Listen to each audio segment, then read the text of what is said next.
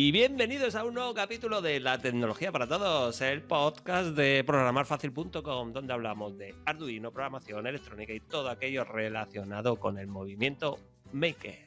Mi nombre, Luis del Valle. Me puedes encontrar en Twitter, en @programarfacilc y en @ldelvalleh, aunque no le hago ni idea. Y están aquí con nosotros otra semana más. Aunque la semana pasada, bueno, no es que faltaran, sino que yo no pude grabar con ellos. No, hace 2 semanas, sí es que tengo un lío de podcast. Bueno, que están aquí con nosotros, como siempre, Mr. SP8266, Germán Martín, hola, ¿qué tal? Hola a todos. @gmac12. Y también está Galileo, José Manuel, Mr. Lora, hola, José. Hola, muy buenas. @G4Lile0. Pues nada, otra semana más esta vez vamos a hablar un poco más del tema de milis y vamos a profundizar más a ver cómo podemos medir los tiempos o cómo mide los tiempos un microcontrolador.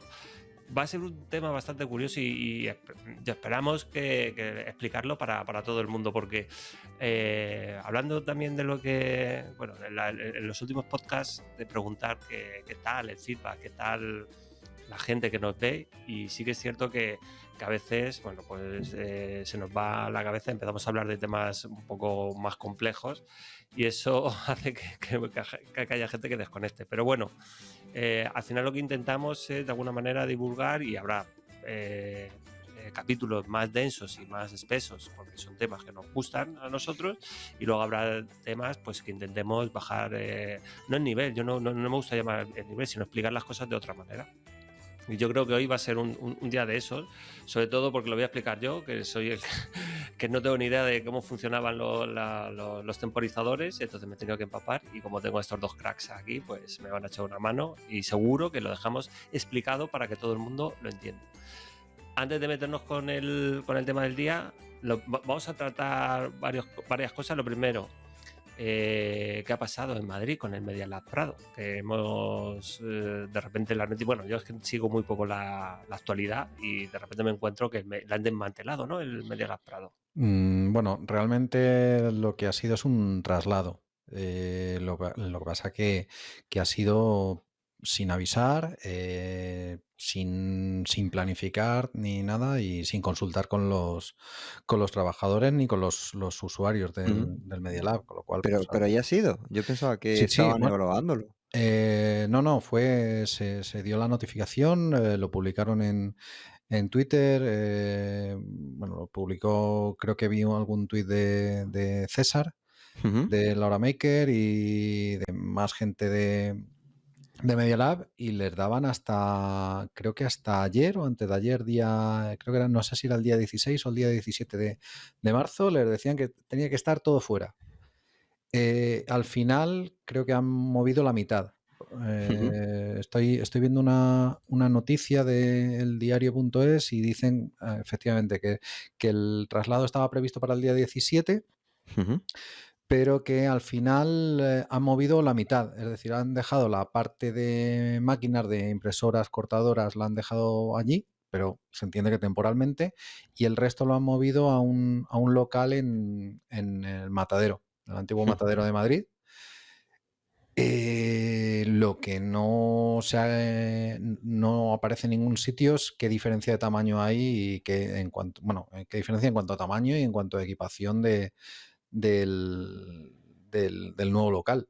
Entonces, pero decían que incluso había una candidatura de Madrid y de esa zona y que afectaría el hecho de que quitaran Media Lab Prado sí, de por lo allí. visto habían presentado la candidatura a la zona del Paseo del Prado como creo que era para...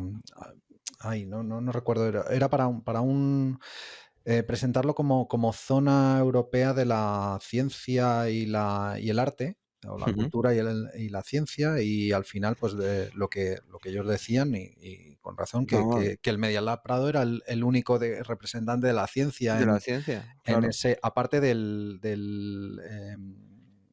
jardín botánico. Y claro, y ahora pues se queda un poco coja esa candidatura, porque se llevan el Media Lab. Dicen, bueno, leí que quieren montar una exposición de arte moderno en ese local. No sé, tampoco aparecen muchos detalles de los planes que tiene el Ayuntamiento de Madrid, que era quien gestiona, bueno, que es quien gestiona ese local. No aparecen Y estamos hablando de un local, para quien no lo conozca, es un local Son 4.000 metros cuadrados de... O sea, que yo creo que incluso se podía haber compartido. Depende también de la posición que quieras hacer, pero vamos, La gente está bastante indignada, la verdad, con todo ese tema. Bueno, pues nada, mantendremos informados, pues eso, que en Twitter se está moviendo bastante. El Safe me parece, ¿no? Media Lab o algo así. Hay un hashtag por ahí. Más temas. En el podcast que publiqué de Milis, que fue cuando lo publiqué yo solo con el artículo, ya empezaron a comentar cosas en el tweet, y había un tweet de, me parece que esta persona ya ha comentado alguna vez, es Zaxon con 2 X. Y hablaba de eso, de referente a lo que comentas de subir, bajar el nivel. Un ex compañero muy bueno dando cursos me recomendó para cursos generales dar un nivel medio básico, pero de cada topic dar algún truquito de experto. La gente que no sabe nada se queda con lo básico y los que saben con los trucos. Es interesante también. O sea, al final lo que pedí también fue un poco de feedback para que la gente pues nos dijera a ver qué tal, por dónde podíamos tirar. Que luego nosotros haremos lo que nos dé la gana, claro. No, para eso pedimos también. No, pero bueno, está bien. Sí, es cierto que luego al final, pues eso, vamos como locos. Y quien no puede faltar comentando, la verdad es que en iVoox, Jorge Lobo comenta todos los capítulos. Y hablaba, pues eso, de que a él le gusta tanto porque comentó en el capítulo este de Milis y de Micros, y comentaba, pues eso, que a él le gusta tanto ese formato como cuando nos ponemos los tres a divagar. O sea que él está contento mientras que publiquemos. De hecho, ese capítulo que tengo que volver a repetir entre medias, siempre tenemos en la recámara tenemos un capítulo grabado. De hecho, cuando estamos grabando todavía no se ha publicado el anterior, que es donde tú hablabas no me acuerdo de qué hablaba Germán. Sí, del debug por Hardware. De JTAG. Del JTAG. Y tenemos uno en la recámara. Bueno, pues en ese siempre comenté pues que a Jorge le da lo mismo mientras que publiquemos. Y el de Micros y Milis, pues por la campana, porque lo publiqué a las 3 de la tarde. Lo grabé como pude por la mañana y luego, pues nada, lo pude grabar y subir, menos mal, porque estuve a punto de no publicarlo y dije, no puedo faltar a mi palabra. Y ahí estaba. Así que lo grabé y lo subí. Perfecto. Y nada, Jorge, pues eso, encantado de que estemos grabando y que le encanta cualquier cosa. Yo creo, y de hecho, este capítulo especial se lo voy a dedicar, o se lo vamos a dedicar a Jorge Lobo, que para mí pues es un tío muy grande. Y es un crack. Es un crack, tío. O sea, y es que, tío, yo quiero ser como Jorge. Y bueno, también tenemos de otro viejo conocido del podcast y de haberlo visto en la OSDEN, ¿no? Un mensaje de José Manuel. Sí, de Carlos Hort, que... Desde Mallorca. Sí, desde Mallorca, que estuve hablando con él respecto a unas cosillas del proyecto porque tiene 2 estaciones ahí en Mallorca de recepción, y me escribió, estuvimos hablando un poco por Telegram, y nada, me dijo que estaba hasta arriba, que no le daba la vida, pero que siempre guardaba un poquito ahí de momento de tranquilidad para escucharse el podcast de la semana y que lo disfrutaba como un buen vino. Y la verdad es que me hizo mucha ilusión. Lo compartí con vosotros. Y la verdad es que ese tipo de comentarios así, pues se agradecen muchísimo. Sí, los años que llevo yo haciendo esto, que ya son 6, moviéndome por internet, es cierto que hay una gran cantidad de gente que está ahí detrás, que no te das cuenta de ello, pero que te están escuchando, pero que no comentan, no digamos que no están en silencio, hasta que a lo mejor tocas una tecla y entonces sí que en ese momento pues suelen contestar. Pero yo, por ejemplo, yo escucho muchos podcasts y no interactúo con la gente con la que escucho. Y yo creo que os pasará también. O veis vídeos en YouTube y no interactúas con ellos, no les envías feedback. Y eso yo creo que es muy importante. Si es una crítica constructiva, perfecto, porque de ahí se aprende mucho. Y si es también pues algo que... Se nos ha ido Germán. No, Sí, ya estoy por aquí. Ah, qué vale. susto. Y si es, pues eso, que nos está diciendo que les gusta el contenido, pues también, perfecto. Sí. Bueno, vamos con el tema de hoy, que la verdad es que a mí me ha gustado mucho porque he aprendido bastante y algo que no tenía ni pajolera idea. Y en Milis, cuando estuve grabando el podcast y leyendo el artículo, llegó un punto donde empecé a leer que realmente Milis no es algo preciso. Y claro, yo decía, ¿cómo que no es preciso? Si es cada milisegundo, te va a ir dando. Y claro, empecé a tirar del hilo y empecé a buscar información hasta que vi por qué no era preciso en la función milis. Y eso me ha llevado a entender a mi manera cómo funcionan los temporizadores, los timers dentro de un microcontrolador. Y me ha parecido interesante y creo que deberíamos de compartirlo con la audiencia. Habrá gente que sí que ya lo sepa y los que no, pues bueno, esperemos que les podamos aportar. Entonces, he hecho hasta una presentación hoy que no sirva de precedente. A ver, que voy a compartirla con vosotros porque si no vosotros no la veis, claro. Esta pantalla la compartimos y la estáis viendo, ¿no? Sí, sí. Los temporizadores o timers en Arduino Uno. Y pongo esos títulos explicado de tal forma que hasta yo lo entiendo. O sea, que imaginar. Bueno, lo primero. ¿Qué es un temporizador o un timer? Oye, por cierto, José y Germán, interrumpidme cuando queráis y meter vuestro conocimiento aquí porque tiene que quedar clarinete. Y si meto la gamba también me lo decís y lo corregimos en directo. ¿Qué es un temporizador? Bueno, al final lo que queremos hacer con los temporizadores, con los timers, que lo vamos a encontrar en internet. Si vamos a buscar como timer interrupts, recomiendo buscarlo en inglés.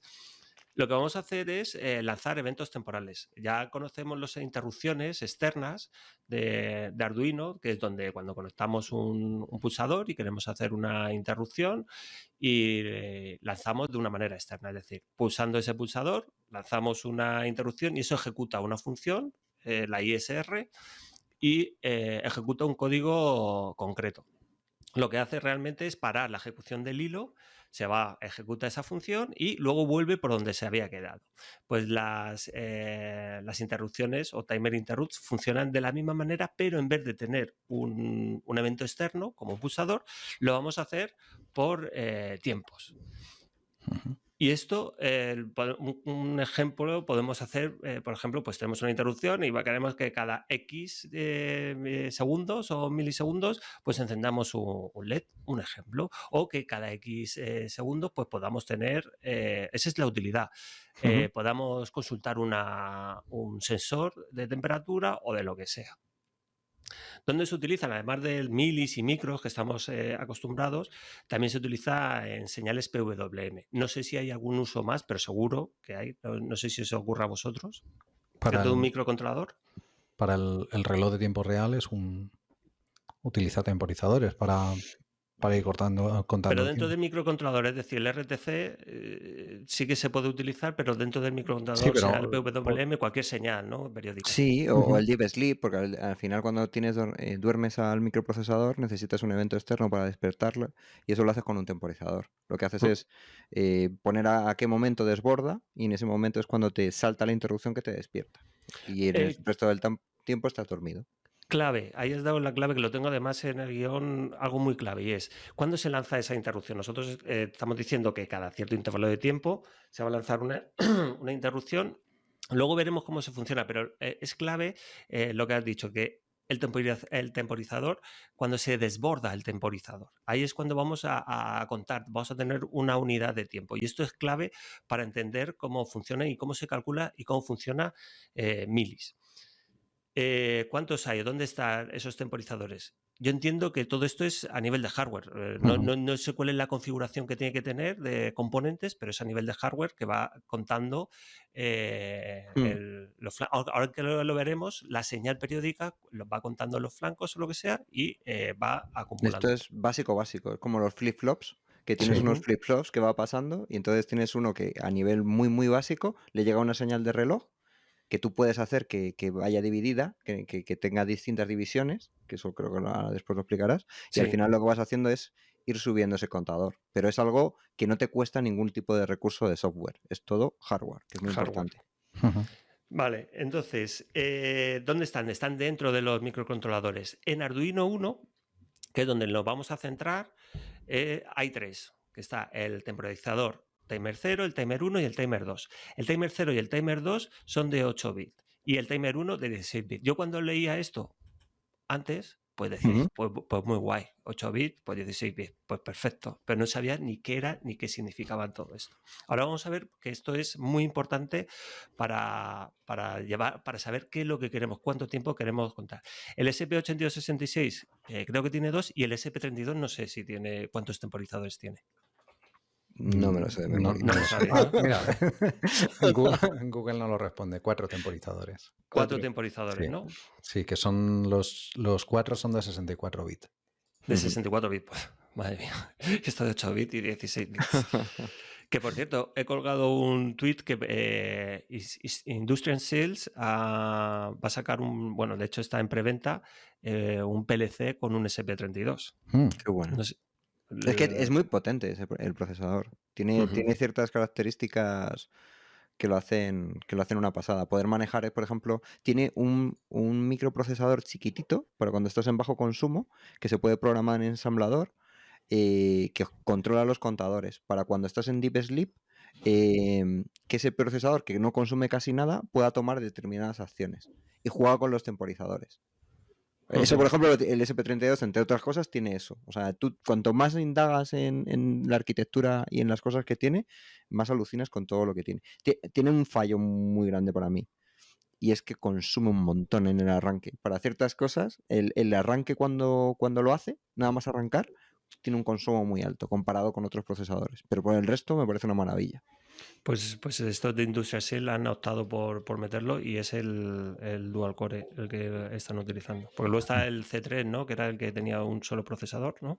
Sí, este es el nuevo que aún no ha salido. Claro. Que ese es para sustituir al 8266. Ese es el que tenemos ganas. Bueno, que siempre nos vamos por la rama. Vamos a continuar. Bueno, ¿queréis añadir algo más a eso o no? Más, ¿no? Vale, vamos a ver cómo funciona un timer. Es muy sencillo. A mí me ha resultado bastante sencillo y al final lo que sí que tenemos que tener claro es qué es lo que queremos hacer. Vamos a contar tiempo y para contar tiempo vamos a necesitar una señal y no cualquier señal. Tiene que ser una señal periódica que lo que haga es cada cierto intervalo de tiempo se repite. Ciclos. Va a tener ciclos. Entonces eso nos va a permitir, porque ahora veremos por qué. Lo importante de las señales periódicas que hay que tener en cuenta, por un lado, la frecuencia, cuántas veces se repite por segundo, y el periodo, cuánto tarda en hacer un ciclo de señal. La frecuencia, por ejemplo, si tenemos 4 ciclos en un segundo, la frecuencia va a ser 4 hercios. ¿Y cuánto tarda en hacer un ciclo de señal? Si tenemos 4 ciclos en un segundo, pues lo dividimos entre 4 el segundo y tenemos cada 0,25 segundos, que es decir, 250 milisegundos va a ser el periodo. Estas dos magnitudes están relacionadas, que es F es igual a 1 partido T, la inversa de el periodo es la inversa de la frecuencia o al revés. Y algo muy importante, ¿cómo vamos a contar el tiempo? Si nosotros somos capaces de contar los ciclos y sabemos cuánto tarda en hacer un ciclo, podemos contar el tiempo. Si tenemos una señal que se repite cada 0,25 segundos, si contamos 4 ciclos, sabemos qué ha pasado. Podemos saber que ha pasado un segundo. Por lo tanto, ya tenemos ahí algo que nos permite contar el tiempo. Este tipo de señales, bueno, no sé si las llaman señales, sí que es una señal de reloj, ¿no? La podemos llamar. Sí, sí, sí. Y entonces el truco o lo que se hace con los temporizadores es contar este tipo de señales, o sea, los ciclos de la señal, y con eso ya podemos tener un tiempo, cuánto tiempo ha transcurrido. Podemos contar el tiempo. No vamos a saber la hora y la fecha exacta, pero sí que podemos cronometrar al final. Entonces, vamos a centrarnos, todo esto lo vamos a centrar en cómo funciona o cómo hace Arduino. Y yo creo que esto luego lo podemos extrapolar a cualquier microcontrolador. Arduino Uno. Lo primero, algo también curioso que he descubierto por ahí y que es algo que también que una vez me lo preguntaban y dije, pues la verdad es que no sé muy bien por qué sucede esto. Y es, el Arduino Uno trabaja con el ATmega, el 328, el 328P, que puede trabajar con una señal de reloj de 20 MHz. Sin embargo, todas las placas de Arduino tienen un cristal de 16 MHz. Por un lado, la verdad es que no sé si hay placas que tienen resonadores, pero lo normal es que tengan un cristal de 16 MHz. Y seguro que hay alguna con un resonador. No lo sé si habrá chinas o qué. Hay micros, Ahí. en concreto el ATmega puede funcionar sin cristal. Sí. Internamente tiene un oscilador de 8 megas que hay que configurar el micro para que utilice ese reloj, pero de esa manera podrías tener un Arduino súper sencillo, solamente Pero con de el 8 MHz. de 8 Sí. megahercios. Sí, lo haces con el bootloader. Y de hecho, Incluso creo que se puede configurar a un megahercio, o sea, pero no puedes pasar de 8 megahercios. Claro, Sí. reduce, porque por ejemplo Sí. aquí ya estamos perdiendo el 25% de la potencia que podemos alcanzar con el Y ATmega. está relacionado con el consumo y con la tensión. En algunas placas, la Pro Mini, que la tuvo Arduino, yo creo que luego la quitó, pero había clones chinos, que en la versión de 3,3 voltios la frecuencia que tiene es la mitad. En vez de funcionar a 8, funciona a 4. Entonces tienes que tener cuidado cuando subes el código y en el IDE seleccionar la frecuencia a la que va a funcionar. Y yo he hecho alguna vez alguna prueba, haces el blink y ves cómo cambia. Si no lo haces bien, claro, le estás diciendo que funciona a 8, tienes el display o sea, a 4, te va a la mitad de velocidad, todo. Con lo cual hay que tener cuidado con eso. Por eso Claro. al configurar el Arduino tienes que decirle, cuando tienes placas que pueden funcionar a diferentes velocidades, al compilar, tienes que decirle a qué velocidad va a funcionar el micro, porque Sí. según eso cuenta el tiempo de una manera o de otra. Y por ahí van los tiros de por qué están utilizando un cristal de 16 MHz cuando podemos trabajar a 20 MHz y estamos desperdiciando el 25% de la potencia de este microcontrolador. Y es que por la retrocompatibilidad. Hay un hilo, que de hecho lo dejaremos en las notas, que habla el propio David Mellis en el año 2009 y hablaba precisamente de esto. El tema de que estén utilizando un cristal de 16 MHz, por una parte, es la retrocompatibilidad con el ATmega 8, que era el primer microcontrolador que llevaban, y luego el 168, y no tanto por los microcontroladores, sino por todo el código o todas las librerías que pueden hacer uso de esta señal de reloj de los 16 MHz. No saben lo que supondría o si tendría problemas en algún software, alguna librería, el cambiar todo a 20 MHz. Y por eso lo dejaron a 16 MHz. Por lo menos eso es lo que pone en ese hilo. Y por otro lado, también hablaban del ATmega, el 16U2, que es el que se utiliza para la UART, que si lo cambiaban a 20 MHz, yo ahí no lo he investigado, ni sé si es cierto o no es cierto, se perdía parte de velocidad. Ya no podía trabajar a un megabit ni a 2 megabits. No lo sé si eso es cierto. Probablemente o no es cierto. por los divisores de frecuencia. Los divisores, exacto. No te da una compatible para poder enviar por serie. Pues precisamente esto es lo que hacía que tengas uno de 16 MHz cuando puedes trabajar a 20 MHz. Por lo tanto, la señal de reloj con la que trabaja el ATmega, el Arduino Uno, es 16 MHz. ¿Qué significa esto? Significa que vamos a tener una señal que se va a repetir 16 millones de veces por segundo. O sea, va a ir súper rápido. De hecho, voy a poner aquí un apunte y a ver si lo tratamos un día, para ver cómo funciona realmente, o sea, cómo utiliza, vamos a ver una utilidad de esta señal de reloj para los temporizadores, pero cómo utiliza el microcontrolador para ejecutar el código que tiene dentro con esto. Yo creo que ahí, José Manuel, tú nos puedes echar un cable y nos lo puedes explicar perfectamente. Vale. ¿vale? Lo apuntamos para tratarlo en otro capítulo. ¿Qué quiere decir eso de 16 millones de veces por segundo que se va a repetir la señal? Bueno, va súper rápido y que cada ciclo de señal vamos a tener, cada periodo de señal va a ser de 0,0625 microsegundos, que es un tiempo muy, muy, muy, muy pequeño. Entonces, ya lo tenemos claro. Vamos a trabajar con la señal de 16 MHz y tenemos que empezar a trabajar con esto. ¿Cómo funcionan los temporizadores? Vale, entonces, tenemos la señal. Entonces, lo que va a hacer un temporizador es medir. Va a medir cuántos ciclos, va a ir midiendo los ciclos y entiendo que pues, con un circuito eléctrico y con unos componentes básicos podemos medir el flanco de subida, por ejemplo, y saber cada vez que hay un flanco de subida, pues vamos acumulando en un contador. ¿Qué es lo que pasa? Bueno, aquí es donde entran en juego lo de los 8 bits y lo de los 16 bits. El tema es que cuando trabajamos con el temporizador de timer 0 y timer 2 que funciona a 8 bits, lo que vamos a tener es de 0 a 255 valores, es decir, 256 valores posibles. Y lo que vamos a ver, cada vez que haya un flanco de subida, pues sumamos 1, 1, 1, 1, así en el timer 0 y el timer 2 hasta 255 y en el timer 1, que de hecho lo tengo mal en la presentación, es timer 1, es hasta 65.535, que serían los 16 bits, 65.536 posibles huecos.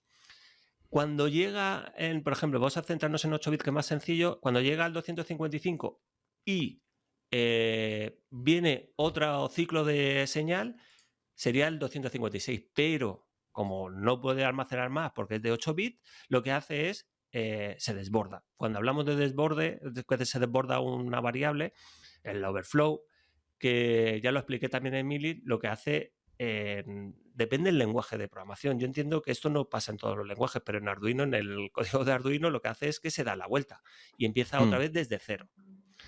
Eso pasa con todas las variables. Tienen un rango, todas las variables tienen un rango posible y en el momento que se llega al límite superior o al límite inferior, cuando le sumas 1 a esa variable, se vuelve y empieza desde cero. Pasa lo mismo con negativos. Si a 0, en una variable, un byte, a 0 le restas 1, el valor es 255. Se vuelve por detrás y por delante. Entonces, ¿qué pasa? Que cuando llega al 255 y le sumamos 1, lo que hacemos es lanzamos la interrupción. Es lo que hemos dicho al principio. ¿Que cuándo se lanza esa interrupción? Bueno, pues cuando el temporizador, que en este caso es el timer 0 y el timer 2 de 8 bits, se desborda, es decir, cuando llega a 256, es cuando lanza la interrupción. Y entonces podemos saber, porque tenemos 256 ciclos de reloj a 0,0625 microsegundos, sabemos cuánto tiempo ha pasado. De hecho, se puede calcular que son 16 microsegundos. Claro, el 16 microsegundos pues nos permite, bueno, ese sería para 8 bits. Para 16 bits vamos a desbordarnos con 4.096 microsegundos. Entre medias no podemos pararnos, es decir, no podemos contar 4 ciclos y decir, venga, pues lanzamos una interrupción. Solo es cuando se desborda.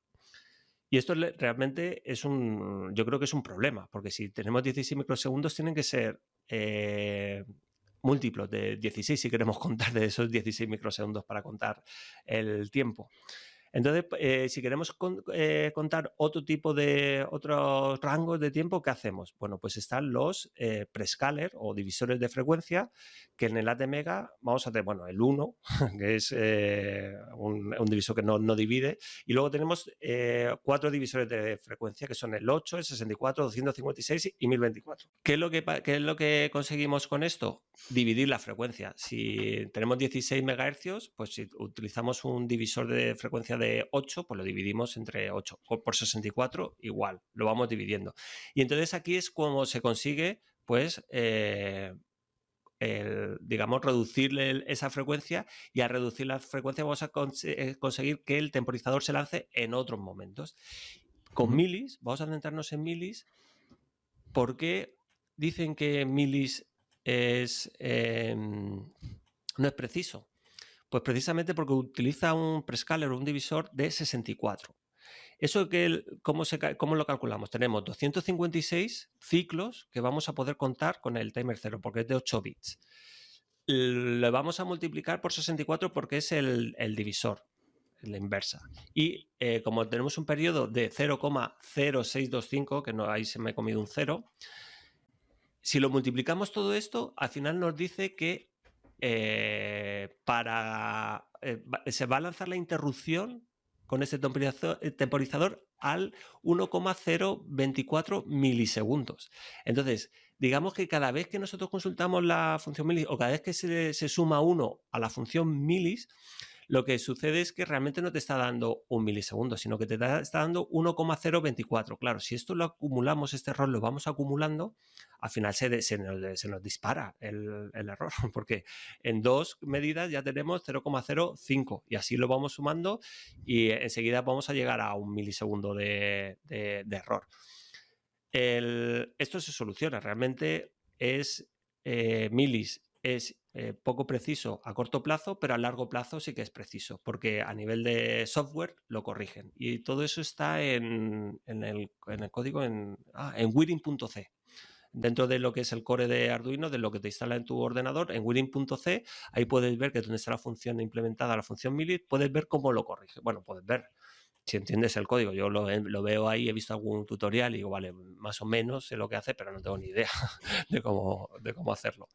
Pero que se corrige todo ese tiempo. Y yo creo que yo ya no, con esto dejo finalizada mi presentación y mi exposición. Me ha resultado muy curioso el tema de los temporizadores, de cómo trabajan, es decir, cómo van contando todo ese tiempo, contando los ciclos de reloj y las limitaciones que tienen por ser de 8 bits o de 16 bits. Sí. No sé si tenéis que aportar algo más. Que se mea en la... A ver, a mí personalmente, y como he hecho cosas así de a muy bajo nivel, lo que mola esto es, luego te mando es el datasheet del ATmega 328P, por ejemplo, y ahí vienen unos diagramas súper bonitos donde te vienen cómo funcionan los distintos timers, los distintos comparadores. Sí que tú puedes coger y marcar a un timer, decirle a qué momento es el que te va a generar la interrupción. No tiene que ser solo en desbordamiento, sino que tú puedes marcarle en qué momento quieres que te la haga. Y te vienen cómo se hacen hay otro contador que es muy importante, que es el watchdog. Igual que tienes eso, tienes un watchdog que le va llegando, y el watchdog es un temporizador, digamos, que tiene está preparado para pulsar el botón de reset. Entonces tú tienes que, de vez en cuando, no te puedes ir, porque si te olvidas de pulsar, digamos, de resetear el watchdog, el problema que tienes es que te resetea el micro. Y eso es para que cuando te metes en un bucle que no tiene salida, se resete el equipo y pueda volver a funcionar. Es el perro guardián, ¿no? Sí, el perro guardián. Eso es un contador también que está ahí dentro del procesador. Y esto, claro, te metes por ejemplo, estoy viendo el datasheet. Son 200... Compártelo. Son, a ver... Share... Sí, yo he visto el diagrama de bloques del temporizador, lo he visto. Lo que sí que no tenía yo claro era que la interrupción se lance cuando es desbordamiento o la puedes configurar cuando te dé la gana. Sí, depende son programables, o sea, porque hay veces que te interesa en un momento dado. O sea, los hay que son programables, los hay que no. Esto es lo que comentabas, por ejemplo, del Prescaler, que la frecuencia de oscilación tiran de 32.768 kHz. Es desde ahí de donde tiras la frecuencia del reloj y tienes este 10-bit Prescaler. A ver, todo esto al final, en lo que has comentado del core, es como tú luego después lo manejas. Porque la ventaja de Arduino es que no tienes que preocuparte de muchas de estas cosas porque te las manejan por debajo. Pero bueno, te las manejan por debajo, te refieres al código. O sea, a mí lo que me chifla de todo esto es el poderlo entender y luego tú puedes ir a una línea, a un archivo de código y verlo implementado. O sea, eso es lo que realmente flipa. De decir, hostia, es que lo tengo aquí todo, cómo funciona a nivel de hardware, y luego me voy al código y lo tienes aquí implementado. Pero todo viene de aquí, o sea, incluso... Sí. Pues eso, tienes una información muy importante para saber cómo funciona, y hay ciertas cosas incluso se pueden programar en código máquina. Desde el IDE de Arduino hay una opción que te permite el hacer también cosas en código máquina, aunque eso es muy muy avanzado, pero bueno, te dice las distintas formas de poder manejarlo, y en el diagrama que viene al principio te venía, ¿sabes? Pues cómo está, bueno, eso es código máquina, la parte de los contadores es súper importante porque te permite hacer miles de cosas.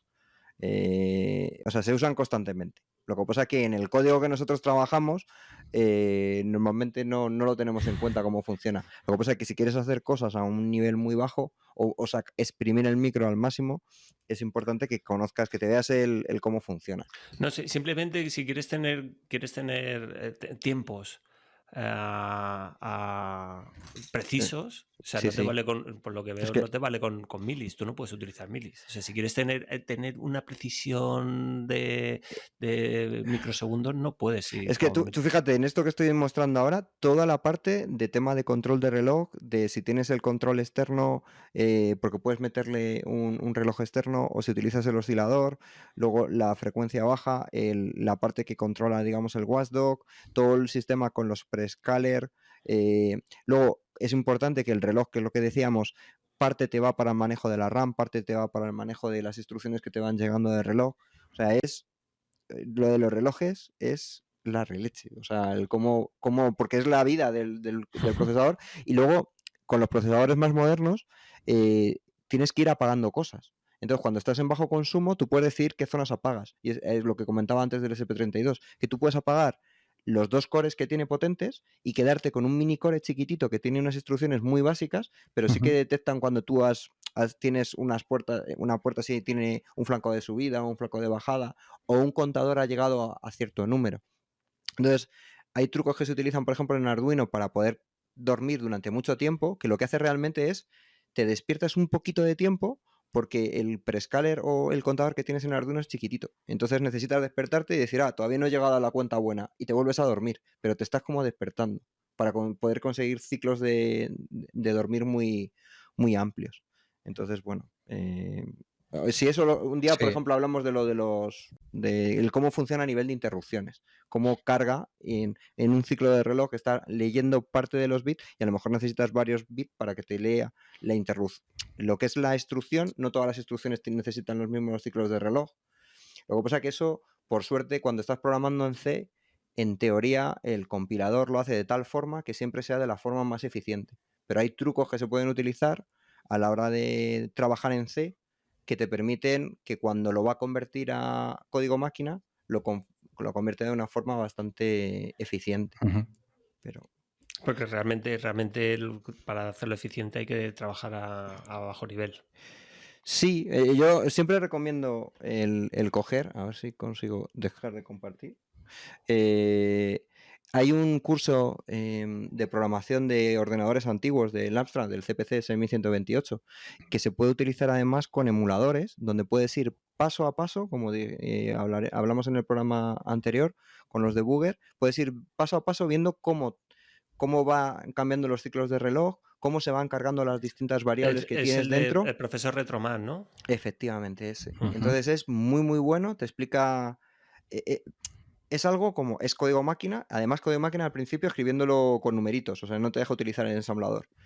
Y te das cuenta de muchas cosas. Y haciendo 4 ejercicios que a priori parecen que son difíciles, pero te lo explica súper bien y parte de algo muy, muy, muy básico. Además es muy bonito porque generas gráficos y generas cosas. Te das cuenta de ciertas cosas que luego cuando vayas a programar en C vas a entender muy bien cómo funcionan las cosas, cómo funcionan los punteros, cómo funcionan... él lo hizo porque llegaban alumnos y estaban programando en C, pero no sabían, no identificaban que era un puntero, ni que era un montonazo de cosas que no tenían la base. Y le ayudó mucho el explicar ese tipo de cosas en un ordenador muy básico con 8 bits para que entendieran bien cuando van a programar en C. Fundamental. Además, otro capítulo que tenemos que apuntarnos es el tema de acceder a los registros de componentes del propio microcontrolador. ¿Cómo están hechas las librerías por dentro al final para poder obtener las temperaturas de los sensores, para poder cambiar la precisión, todo eso? Otro tema que está relacionado con esto es cómo se tratan los datos que obtenemos cuando llamamos a la función milis.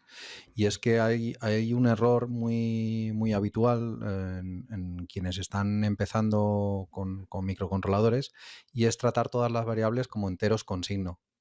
y es súper importante todos los temporizadores o todas estas variables que se obtienen de micro o de mili, tratarlo como entero sin signo, porque es curioso lo que pasa cuando tienes un overflow en un contador y comparar dos valores cuando se ha producido un overflow. Mira, voy a compartir la pantalla.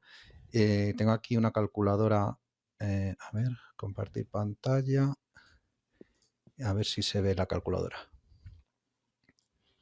Creo que se ve. Sí, se ve. Vale.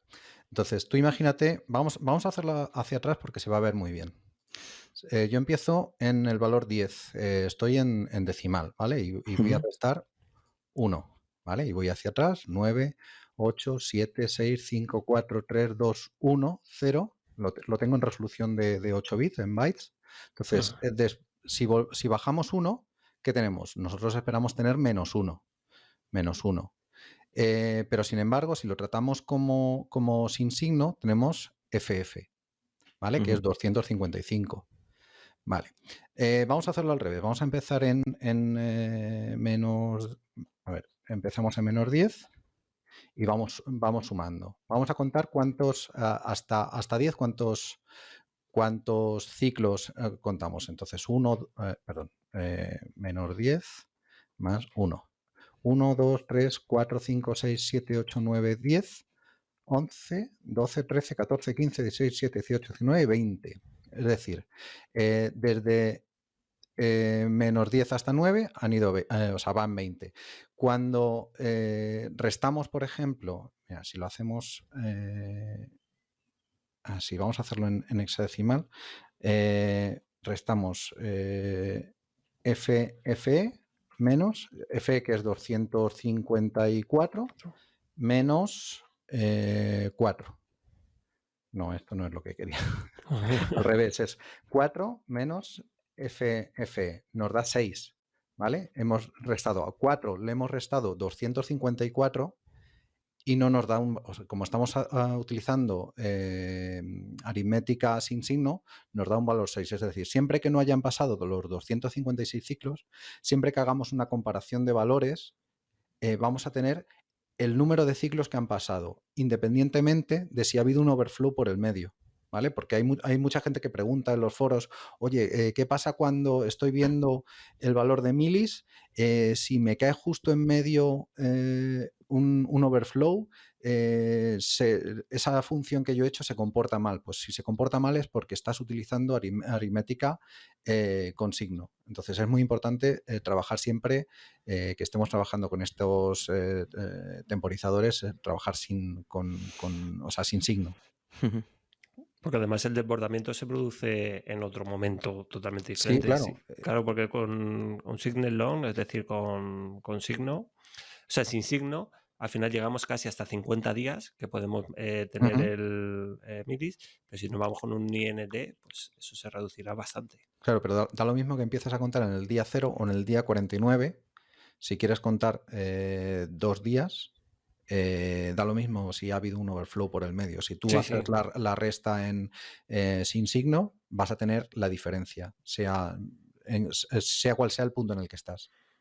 Un tema de eso que también creo que lo comenté, está comentado en el artículo, es eso, a la hora de, mucho ojo a la hora de comparar, porque para hacer el temporizador a nivel de software con milis, pues tienes que ir almacenando, digamos, el evento, y si se produce el overflow, te vas otra vez para abajo y cuando empiezas a comparar siempre nunca da.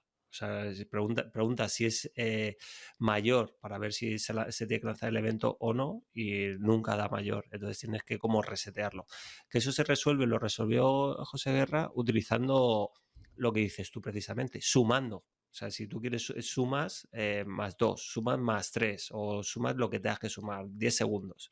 Entonces siempre se produce un overflow en las dos variables que estás comparando. Bueno, pues oye, que yo creo que con esto dejamos finiquitado este tema, ¿no? Eso es. Bueno, a los que estáis ahí al otro lado escuchándonos y nos estáis viendo, pues nada, feedback. Por lo menos que sepamos si este formato también nos interesa, os mola y podemos tirar también por aquí, preparar un tema concreto. Tampoco vamos a meternos aquí en 45 minutos a hacer una clase de un doctorando de ningún tipo, así que es al final compartir un poco y intentar explicarlo. Al final el interés de todo esto y por qué surgió el podcast y por qué surgió Programar Fácil es por intentar explicar las cosas a todo el mundo. Si tuviéramos que poner un lema es explícaselo como si se lo explicaras a tu abuela o a tu tía, la de 82 años. Mi tía Charito de 82 años lo tiene que entender. Tiene que, por lo menos, no tiene que saber programar, pero sí que tiene que entender lo que estamos hablando. Es decir, pues bueno, que vale una señal que sea periódica, que se repite y ya está. No necesitamos nada más. Bueno, chicos, muchísimas gracias a los dos por estar aquí otra vez, otra semana más. Un placer teneros aquí. Encantado de estar aquí. Encantado, sí. Y a todos los demás, a todos los que estáis ahí atrás, escuchándonos y soportándonos semana tras semana, que no hemos fallado desde enero. Ya van, pues casi, ya vamos para 3 meses. Muchísimas gracias por estar ahí, por escucharnos y por vernos en YouTube y escucharnos en los podcasts y leernos en el blog. Que bueno, bastante hacéis ya. Gracias. Nos escuchamos la próxima semana. No faltéis a la cita y recordad esto, que no se os olvide nunca. Sed felices. Chao. Siempre. Chao. Adiós.